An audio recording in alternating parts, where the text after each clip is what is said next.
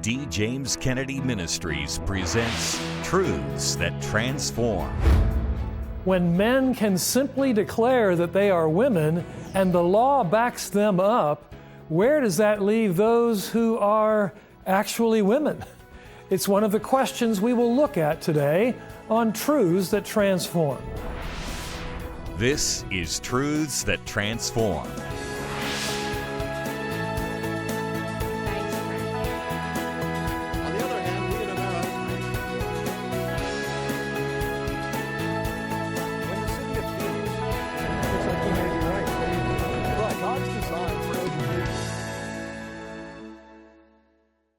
Welcome to Truths That Transform, a production of D. James Kennedy Ministries, where we are standing for truth and defending your freedom.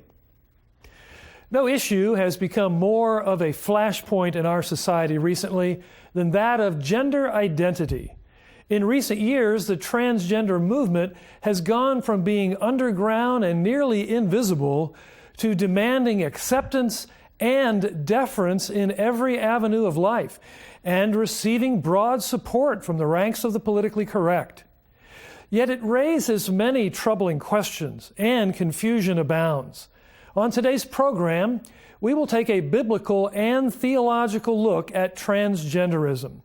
We will show you the devastating effect this movement is beginning to have on girls and women's sports.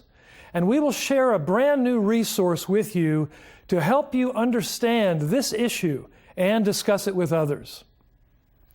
We begin with a biblical scholar who has been carefully studying the rise of the homosexual and transgender movements in America. Dr. Michael Brown has a PhD in Near Eastern languages and literatures from New York University and is the author of Outlasting the Gay Revolution: Where Homosexual Activism is Really Going and How to Turn the Tide. I recently had a chance to sit down and talk with Dr. Brown about what we're seeing in the transgender movement. I hear the term gender confusion spoken a lot. The Bible is not confused about gender. The culture seems to be confused. What's the basis of all this cultural confusion today? We know Scripture right at the foundation says God created us male and female. We know that that's what makes the world go around. We know that every human being came into the world through a male and female coming together one way or another. It's the very foundation of humanity, but what's happened is that some people genuinely struggle. There are people that grow up thinking somehow I'm trapped in the wrong body. Some of it's purely emotional. That's all it is. It's emotional, it's psychological. There's nothing verifiable about it. There's some people that have a biological or chromosomal disorder. So in any case, either this person has a physical handicap or an emotional or mental handicap. We should have compassion on them, but not declare war on gender, not look at the, quote, gender binary as the enemy. And that's what's happened. Remarkably, we want to completely turn all of society upside down to accommodate the few with gender identity confusion. And once perception becomes reality, now the sky is literally the limit. Facebook last year, in bowing down to transgender activism, said you can now pick 50 different ways to describe your gender, including 10 simultaneously. That wasn't enough. Ultimately, they had to add one more category: fill in the blank. So the sky becomes the limit. I can be multigender, I can be ambigender, I can be a gender blender where we throw everything into a blender and mix it together. These are terms that they use. And I'm supposed to now look at this and say, okay, however you identify, that's reality. So in New York City, for example, you could be fined up to $250,000.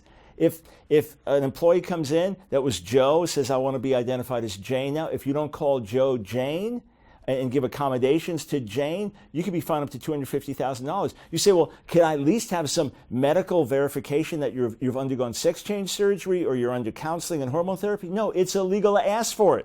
So it's a complete Pandora's box of perception becomes reality. There's no way to quantify it, there's no way to measure it, and it turns society upside down. You're a student of the Scriptures, you're a student of history. What's happened? We're not arguing these things in a vacuum here. The Scripture says there's nothing new under the sun. what has happened to civilizations where marriage in particular, but this kind of homosexual acceptance initially and then celebration and then kind of forces itself on the culture. What happens to those cultures?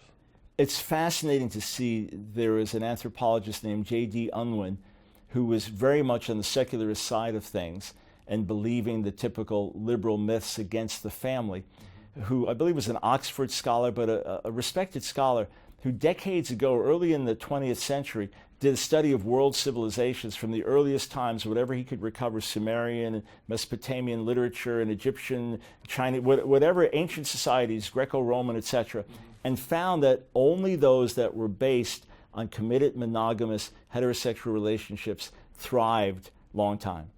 That ultimately, when marriage was dissolved or marriage was threatened in different ways, it brought about dissolution in the society. What's the landscape of freedom in America going to look like in the next 10, 20, 30 years? Well, obviously, we all pray for the Lord's return and the consummation of the age, and if the Lord returns in our lifetimes, obviously that's the glorious, wonderful ending. But if things just continue, I expect them to get a lot worse before they get better. One reason is much of the church is still complacent. Much of the church is still thinking more economy and security and not thinking so much about morality.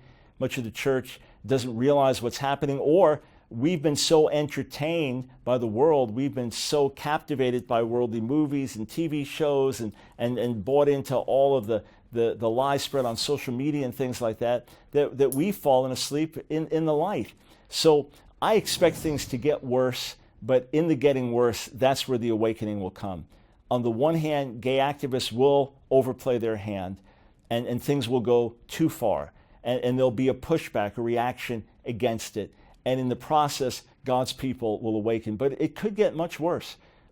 George Barna recently put out a survey saying that Christians are being viewed as extremists increasingly in the culture in at least 5 different ways. So many people look at us as the Christian equivalent of Al-Qaeda or ISIS or these other terrorist groups.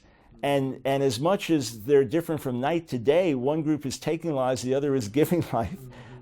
This is the caricature. The label is what's being applied. Yeah. Christians were extreme in the first century compared to the culture around them, but the label they're applying is a pejorative one. It's a pejorative one, and it's one that's associated with murder and terror and things like that, because of which we constantly distance ourselves from violent rhetoric. We constantly distance ourselves from hateful rhetoric, and we preach a gospel of love and truth, but we won't back down from the truth.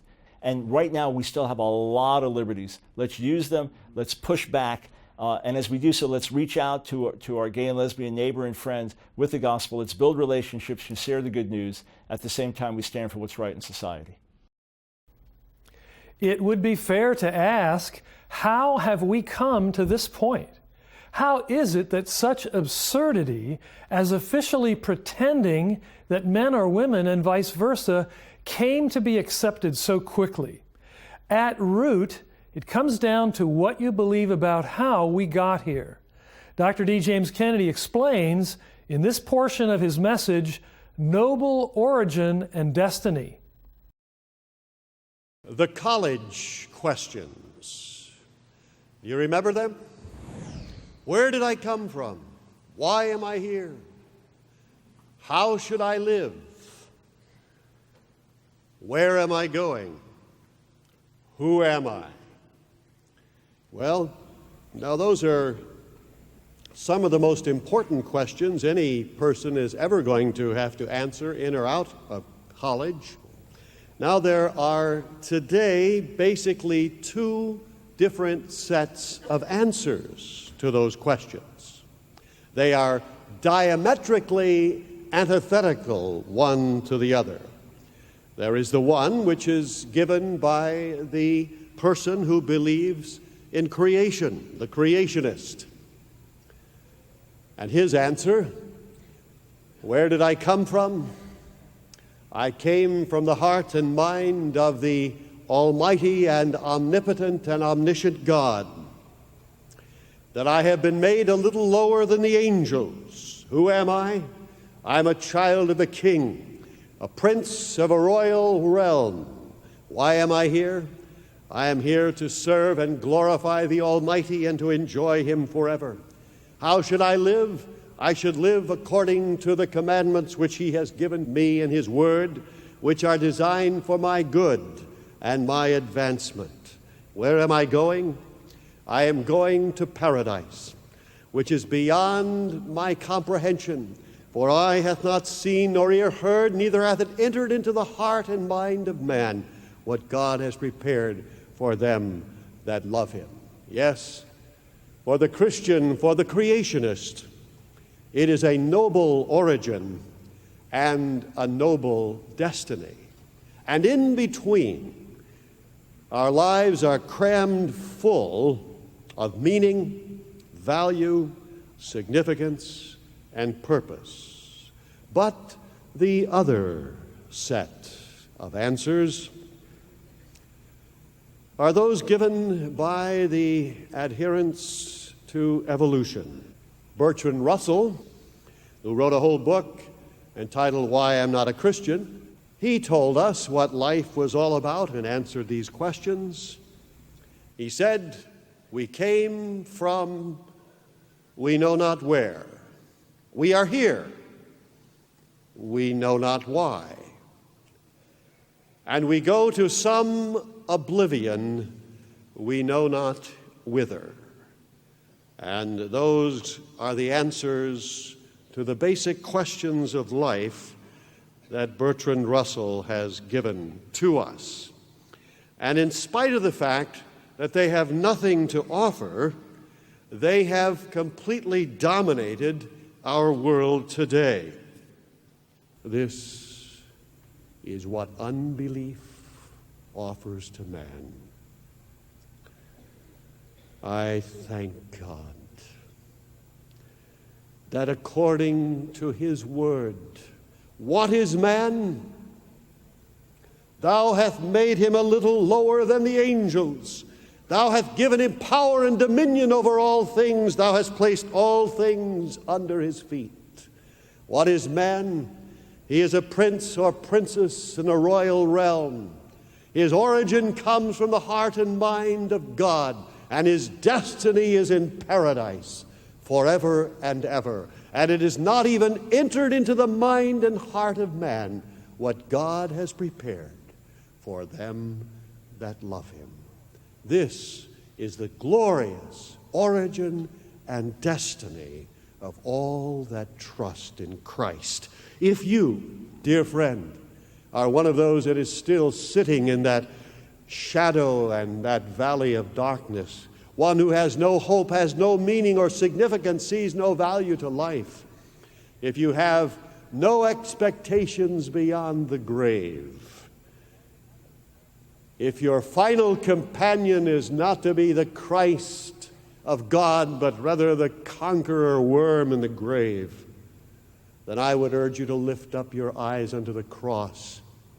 If you would find meaning and value, if you would find your origin and destiny, this is the one. All things were made by Him, and without Him was not anything made that was made. This is the one who has gone to prepare a place for us in paradise. This is the one who is the creator of the galaxies. This is God, the Son, who came and died, and by His death, He gives such value and such meaning and such purpose and transcendent worth to human beings as could not even be conceived in any other way. If you would know of your origin, if you would know of your destiny, then open your heart and invite Him to come in. As Dr. Kennedy shared today, the atheist Bertrand Russell's answer on the question of the meaning of life was, we came from we know not where. We are here, we know not why. Every human being has the desire for significance, yet they are taught that scientifically speaking, they are nothing. It's not surprising that a whole host of pathologies would crop up as people trying to invent meaning and significance out of whole cloth. The transgender movement claims that a man can be a woman. if he subjectively feels as if he is one. This self-evidently false view has affected the safety of women, as courts now order women's public locker rooms open to men. And as you're about to see, it is also beginning to negatively affect women in athletics. No person in the United States shall, on the basis of sex, be excluded from participation in, be denied the benefits of, or be subjected to discrimination under any education program or activity receiving federal financial assistance. Title IX. In 1972, Congress passed Title IX, which prohibited discriminating on the basis of sex in public schools. This was designed in part to help encourage girls' sports. When it was adopted, sex in the statute had a clear meaning that was male and female. It was a binary understanding. And it has meant that for 40 plus years. In fact, Title IX says that schools are allowed to have separate facilities like locker rooms and restrooms and shower rooms for men and women without violating Title IX. Every school in the country that receives federal funding under Title IX has always had separate facilities based on biological sex. But this changed during the Obama administration because of the transgender issue, through the Department of Education and the Justice Department. So if a boy claims that he is a girl, or vice versa, the school was now to treat the student as whatever he subjectively says he is, regardless of biology. The Bible says that God created human beings in His image, male and female, He created them. But the transgender movement is twisting this. We're currently litigating a case in Boyertown, Pennsylvania, suing the public school system because they were violating student privacy by allowing boys into girls' sensitive and private areas and allowing young women into the boys' locker rooms, restrooms, and shower and changing facilities as well. So part of a federal lawsuit there, just trying to protect the privacy of students to have those. It's just common sense that we have privacy spaces for boys and then separate privacy spaces for girls.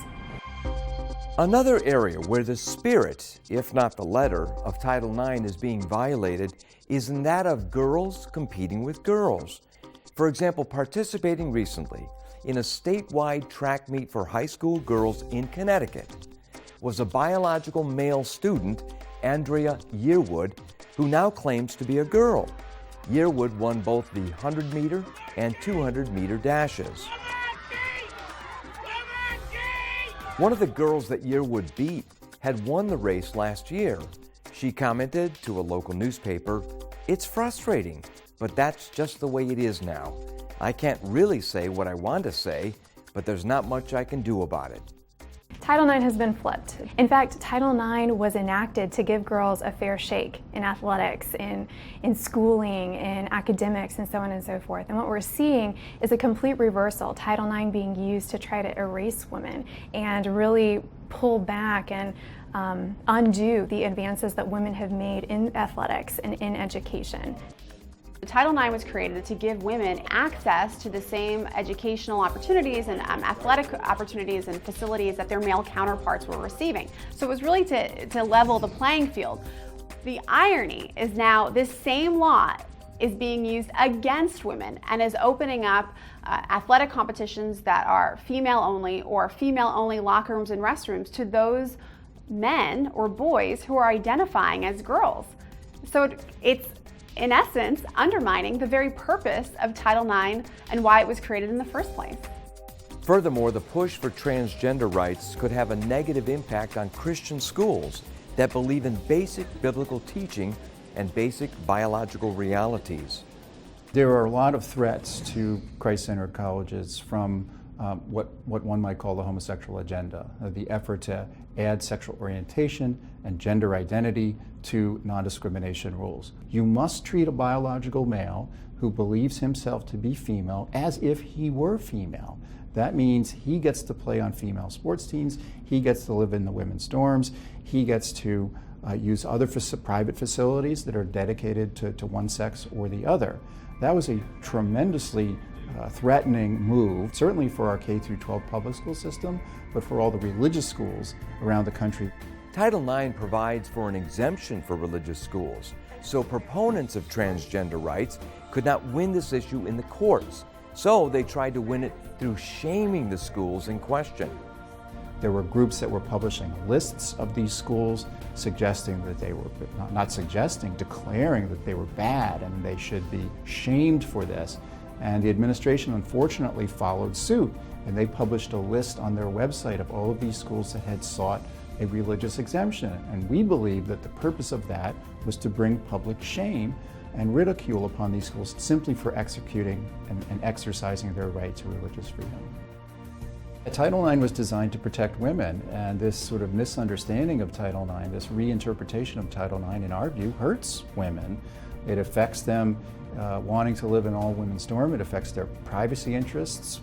It affects their ability to compete in athletics. You know, the idea that someone who subjectively feels that he is female and thus can participate with the women and typically prevail in those is simply unfair to women. And it is very ironic that Title IX is being abused in this way when it was designed to help women, and it's now being used to hurt women. As you can see, the transgender movement is beginning to turn our society upside down. It's now on a course to destroy women's sports, which is just the front edge of the damage this movement will do. Over the past few years, there have been a dizzying flurry of court orders, public spectacles, and controversies, and it's already becoming settled doctrine that transgendered needs to be a protected class with special rights. And there will be more. Well, what can we do about it? And how do we sort through this confusing issue? Here's my very good friend Jennifer Kennedy Cassidy to tell us more. Jennifer, welcome. Thank you, Frank. Any thinking person can see how ridiculous it is for men to be competing in women's sports. And this is just one of the special rights being given to transgender activists. Around the country, judges are ordering that men who identify as women be able to use the restroom or locker room with your daughter or granddaughter.